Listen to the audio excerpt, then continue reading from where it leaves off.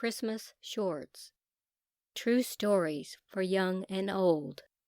Written by Rayna Gangi. Narrated by Robin Good. All the stories in this book are true, or as true as they can be, when writing about Christmas, traditions, and perceptions.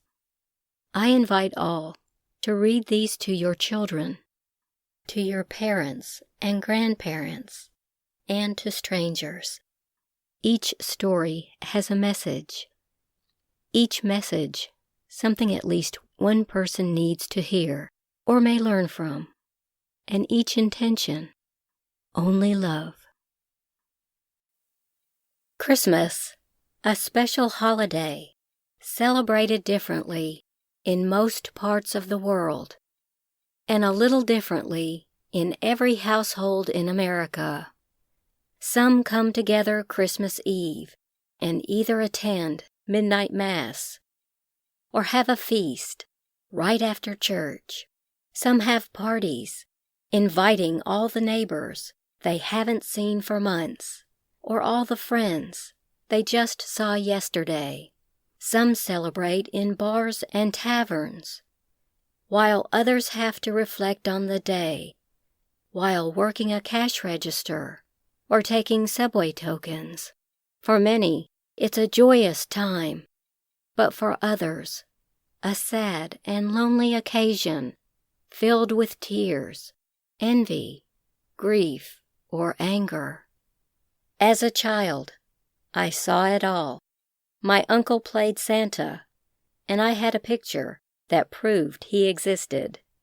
That photo and my belief caused many fights at school, but I always won and always believed.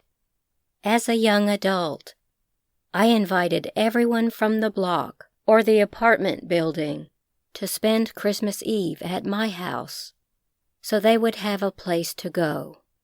I also walked the cold Buffalo, New York streets and offered coffee or cocoa to the freezing and lonely. When children enter your life, the season takes on a different energy. It was fun, the first time, to shop for toys and kid stuff, not realizing until later that we really are shopping for ourselves, our lost little inner children who long for that childhood innocence and freedom. It was fun to hire a Santa to come to the house party and surprise the kids who wanted to believe. It was fun to see the parents holding back their own tears as they struggled to decide if he was real or not. We had those children parties for a dozen years, and there were still growing children and aging parents who weren't quite sure if Santa was real or not.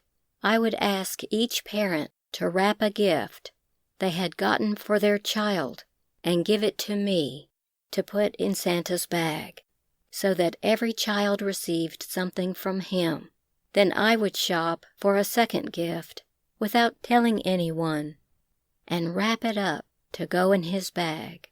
He and his helper would spend an hour or so singing, laughing, and reaching into that bag, and I watched the parents' eyes as these mysterious second gifts appeared, all with love, from Santa.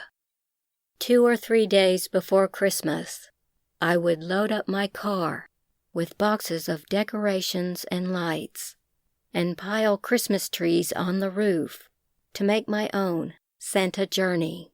I always took children with me so they could experience some of the joy of giving. I had a working relationship with a battered woman shelter and would obtain a confidential list of addresses where the women with children were temporarily living. Most of them had no money, and many were bruised and broken. At midnight, my sleepy kids would very quietly carry boxes of lights and ornaments, tinsel, and a card. while I... To keep listening to this audiobook, I've left you a link in the description so you can do it, at no cost thanks to Audible's 30-day free trial.